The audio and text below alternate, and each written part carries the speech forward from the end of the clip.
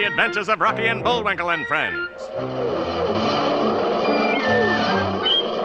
Starring that jetty Jerry O'Lace, Rocket J. Squirrel, and his pal, Bullwinkle the Moose. Hi, glad to see you again. Likewise. We got some great things on the show today. Like what? Like what? Well, you ought to know, Bullwinkle. You're in some of them. Well, let's get started.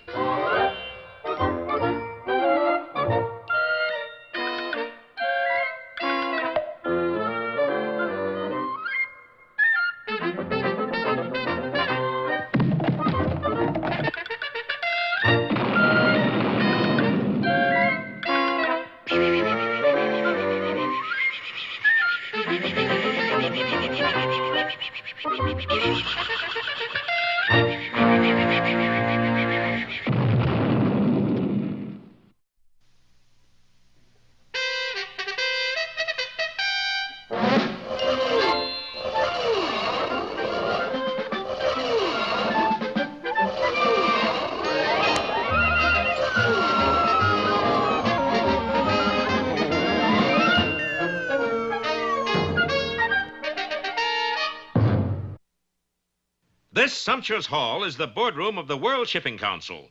These sad-faced men are the biggest men in the shipping industry, and this chart is the reason they look so glum. Here is the level of world shipping just a few weeks ago. Here is the date on which the whaling whale, Maybe Dick, began to swallow boats in one gulp, and here is the level of shipping today. To use an old nautical term, gentlemen, we're sunk. But a short distance away, Rocky and Bullwinkle have taken on the fearsome job of fishing for Maybe Dick in a boat supplied by Pericles Parnassus, the great shipping potentate. Unfortunately, as they were saying goodbye, the boat moved away from the dock, and Pericles fell into the water.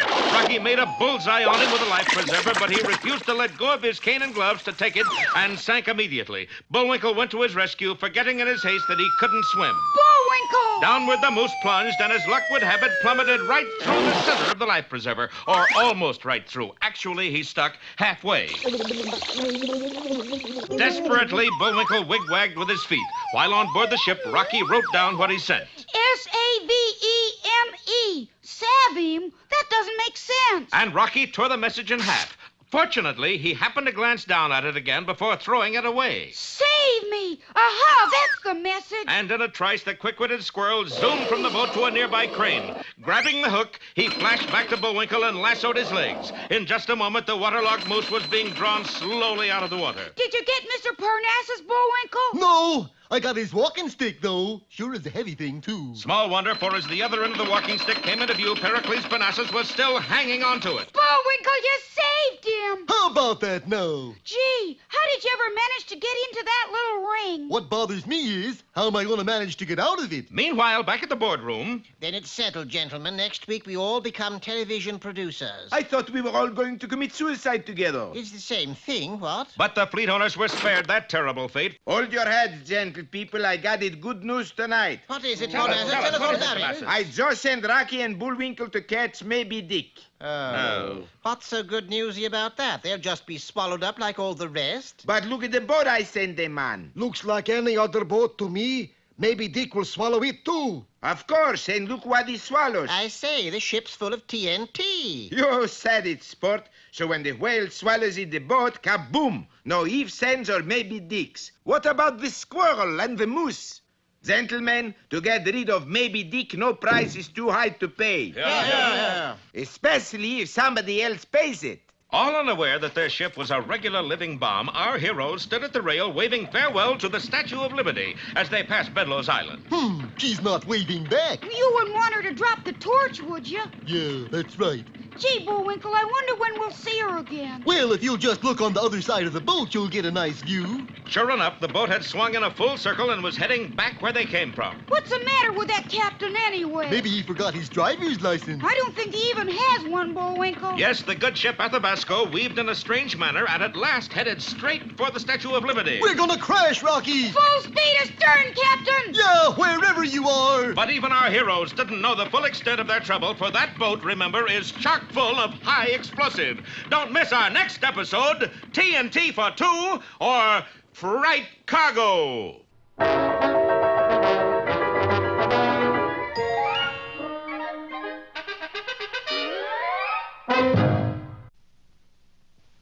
Today's lesson is mighty important, remember? Bullwinkle is a... Not that lesson. This lesson.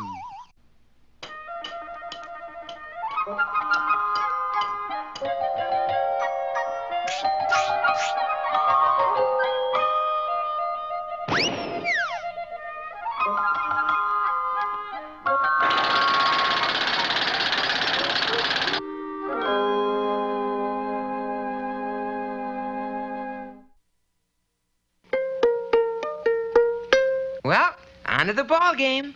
Finishing practicing your harp, Junior? Uh-oh. Yeah, Pop. Good. Now, because you've been such a good boy, I'm going to treat you to another fable. But what about the Little League? My boy, I'm thinking of the big league. Life. The biggest game of all. Do you want to be tagged out at home plate when by giving a few minutes attention you could slide in safely? When they pitch you that fastball trouble, don't you want to take a full, easy swing and knock old trouble out of life? Okay, Pop. Stop with the metaphors. I'll listen. I knew you'd see it my way, son. Well, the moral of our fable is new solutions bring new problems. Clear as mud, Pop. What's the fable? The title is The Sick Lion. I know just how he felt. Now, it's a well-known fact that the grandest thing about any lion is his roar. But this particular lion had a problem. Every time he roared, he sneezed. Oh, dear, there I go again. Quick, my nose drops, my aspirin, my hot water bottle. Yes, although this lion was kingly, handsome, and brave, he was always imagining that he was sick. A splendid roar, Your Majesty. Oh, what's the use? Every time I get off a good roar, I come down with a cold. It's always the same. You know why this happens, don't you, King? No, tell me, please, why does it happen? Because you're sick. Of course I'm sick. I got this nasty cold in my nose. That's not what I mean. I mean, you're sick. You need help, Leo, baby. You are a hypochondriac. Is it catchy? No, I mean, you think you're sick, so you are sick. Now just lie down and tell me, do you ever have the same dream night after night? Well, now that you mention it, yes. I have this one dream where I'm giving a concert in Carnegie Hall. It gives me great pleasure to present that superb baritone, Leo de Lion. Many brave hearts are asleep in the deep, so beware,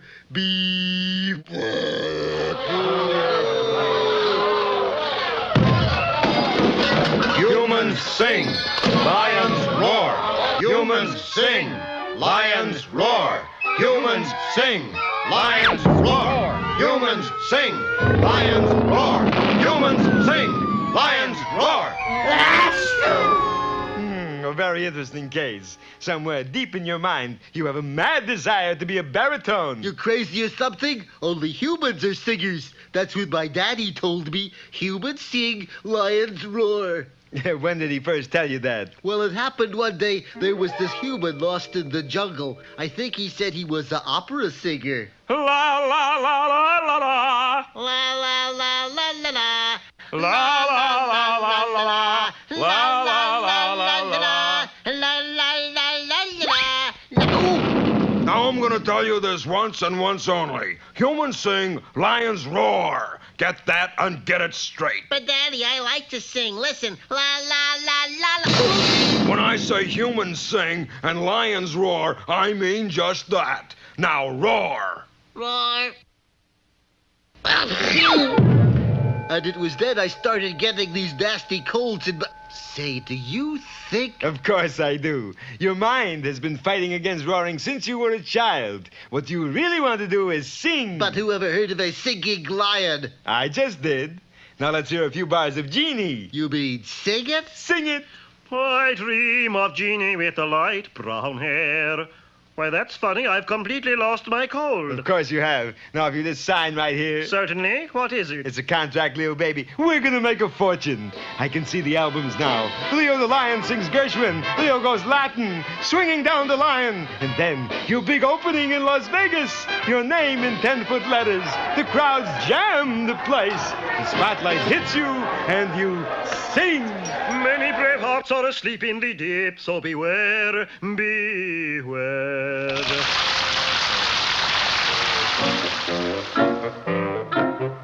Leo, baby, you're made. You're a great success. But am I happy? Are you happy? You got money, haven't you? That's right. You're famous, aren't you? That's right.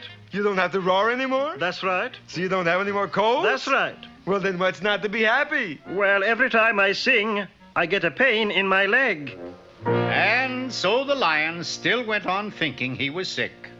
Now, you remember the moral, Junior? Sure, Pop.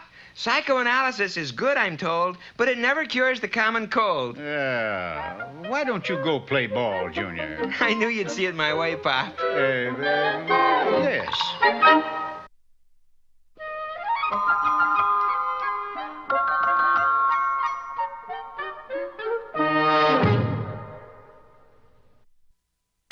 Hi there, culture lovers. Today's poem is called The Wind. Wind machine, please. I saw you toss the kites on high and blow the birds about the sky. And all day long I heard you pass like ladies' skirts across the grass. Oh, wind, blowing all day long. Oh, wind that sings so loud. Uh-oh. Oh, you that are so strong and cold! Ding-dong hurricane is what? Oh, blower, are you young? Well, there goes the poem. Turn it off! Turn it off! Boy, what kind of wind machine was that? Your kind, Moose. My kind? Sure. Big blowhard.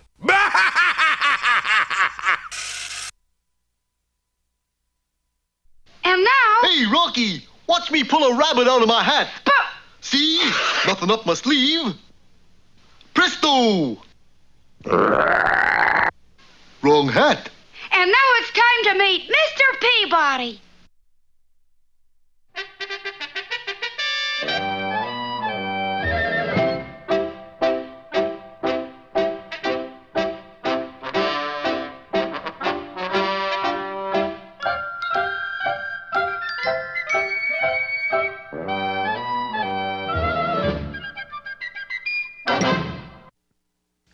Hello out there, Peabody here. Tell me, Sherman, in what sport is the term putt utilized? Motorboat racing. Motorboat racing? Sure. You know, putt, putt, putt, putt, putt, putt, putt, putt, putt. In 1870, the world's first golf match was played, and today Sherman, his outboard motor, and I will not only witness this historic event, but will participate in it. Set the way back for St. Andrews, Scotland, Sherman. Putt, putt, putt, putt, putt, putt, putt, putt, putt, putt, putt, I putt, set putt, the way putt, back putt, controls myself, and in a matter of seconds we were standing on Scotland's only golf course. Two gentlemen were in the midst of teeing off. That's your 30th stroke, Angus, and you've yet to tee off. Oh, I'm teed off all right. How can that man expect to play golf, Mr. Peabody? His hands are all bandaged. Pardon me, sir, but have you had an accident? That was no accident. McSnide here sent me flowers. Then you go blaming me for catching poison ivy. It's a grudge match we're playing. If McSnide wins, then Scotland has to play the game of golf, according to McSnide's rules. That's 51 strokes. We can't let him get away with that, Mr. Peabody. Sherman was right. I substituted for the ailing Angus and prepared to tee off with a deficit of 51 strokes. You'd best be wary, Mr. Peabody. McSnide is a tricky rascal. A gross understatement, for while I was taking a practice swing, McSnide replaced my round ball with a square one.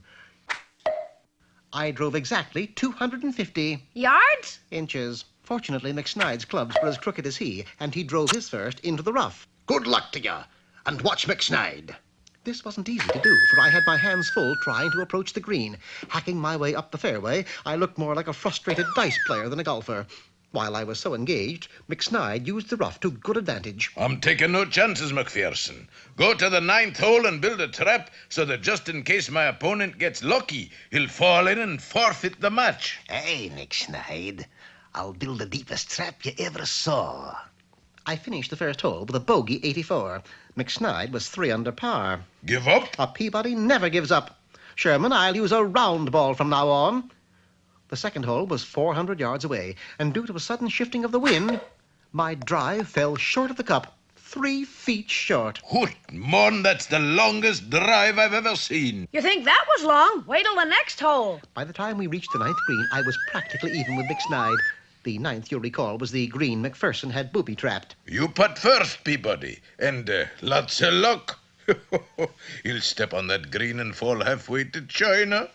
I stepped on the green all right and promptly putted my ball into the cup. What a shot, Mr. Peabody. One more like that and you'll be in front. We left the green and approached the 10th tee. McSnide stayed behind. I can't understand it. I told McPherson to dig a trap under this green. And if there's anything I can't stand, it's a man who disobeys orders. Wait till I see that McPherson. I'll give him a piece of my mind.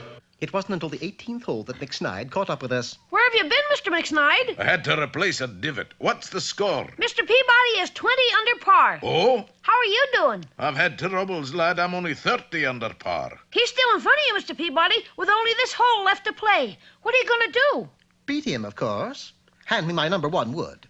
It was then that Sherman discovered we were short on clubs. Somebody swiped everything but the putter. Looks like you'll have to forfeit. Not as long as I have a putter. You can't putt here, Mr. Peabody. There's a lake that sits in front of the green. This will require timing. I studied the grass carefully. Shoot, man, shoot, or else you lose. I shot. The ball rolled gently down the fairway, hit a rock, bounded into the air, landed on a duck's back. The duck took off across the lake, became airborne, and while directly over the green, lost the ball. And of course, as I had figured, the ball fell exactly into the very center of the cup. You did it, Mr. Peabody. You win. Doesn't he, Mr. McSnide? McSnide was in no condition to answer. The only thing I don't understand is why Mr. McSnide wanted to change the rules of golf. Well, you see, McSnide objected to the use of a golf ball. What did he expect to play with? Potatoes. He owned a potato farm and hoped to make a fortune selling them to golfers. But who ever heard of hitting a potato with a golf club? Oh, come now, Sherman. Surely you've heard of mashy potatoes? Pass the gravy.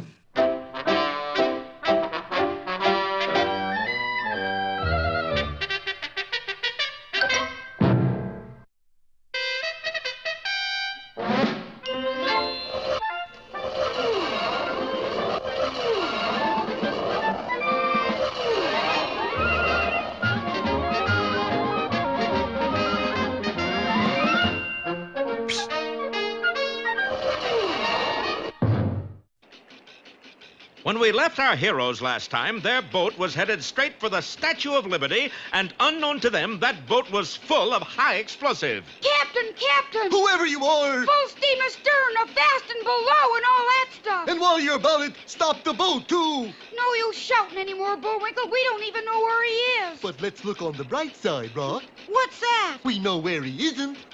Come on, we only got a few seconds. And as the boat drew nearer and nearer the Statue of Liberty, our heroes looked all over the main deck and the bridge. He's not here, Rock! You don't suppose he's below, do you? Below what? Follow me. And Rocky and Bullwinkle dashed down to the engine room just in time to hear... Sailing over the Marjorie Main. Bullwinkle, do you hear what I hear? Of course, we're on the same channel, Rock. That sounds like Captain Peter Wrongway Peach Fuzz. And what's more, it is. Bless my stars and garters, it's Rocky Squirrel. How There's did no you... time to talk now, Captain. Shove those controls to full speed ahead. You out of your mind, Rocky? We'll bash into the Statue of Liberty for sure and all. Yes, the Athabasca was right on the verge of disaster as Captain Peachfuzz grabbed for the engine controls, and then... With a fearsome sound, the ship reversed direction and began to travel backwards. But you said full speed ahead, Rocky. Sure, I know we do just the opposite. Well, Rocky, what are you doing up here on the bridge? The bridge? This here room is below the waterline. A sunken bridge. These new vessels are pretty modern. Captain, you haven't changed an iota. Yeah, and you're supposed to change him every 1,000 miles. Well, it wasn't long before Rocky and Bullwinkle had Captain Peachfuzz straightened out and in the right place. Well, you're the boss, Rocky. Where to? Well, any place we can fish for Maybe Dick. Maybe Dick! You know about him, I take it. Yes, and I have only one thing to say to you boys. What's that? Abandon ship! Grab him, Bullwinkle! Got him! Now, don't be silly, Rocky. Nobody goes fishing for the Wailing Whale. Let's go back. All right, Captain. You can set our course for home. Rocky, we gonna give up already? Shh. Remember what happened earlier in the episode? You're not gonna repeat the same joke. They liked it once, they'll love it twice. Yo-ho, lads! We're homeward bound. And giving the wheel a hearty spin, the addle-brained skipper headed directly out to sea. Well, we might as well get started, Bullwinkle. Break out the fishing tackle. In a few minutes, Bullwinkle had assembled their special whale gear. A telephone pole and 2 miles of cable with an anchor for a hook. What's a rowboat for, Bullwinkle? Well, maybe Dick likes to swallow ships, you know. So? This is bait. And the good ship Athabasco plowed ahead as our boys trolled for the Wailing whale. Only one thing bothered me, Rob. What's that? If maybe Dick grabs that anchor, do we have him or does he have us? Never fear, Bullwinkle. Remember, it's for home and mother. Personally, my mother never cared for fish. She was more of a... Bullwinkle! Where?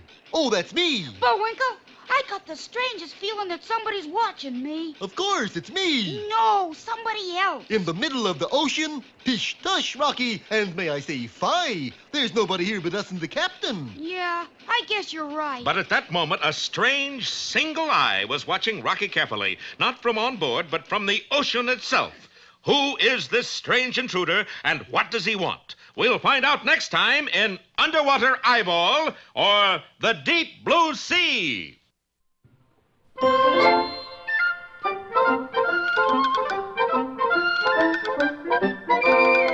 Well, I guess that about wraps up another Rocky show. Certainly hope you enjoyed it. I did. I always say... Bullwinkle, time for us to go. Already? Okay, but first, here are some of the people who made this show impossible.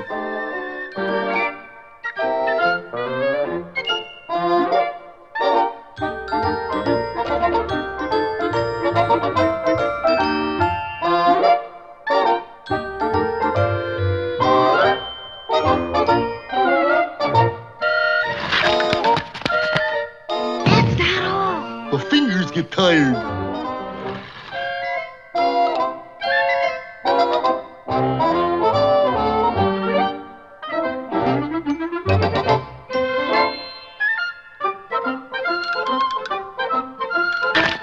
Oop! Got away from me again. Well, see you next time. Ready, Bullwinkle? Hurry! Oop!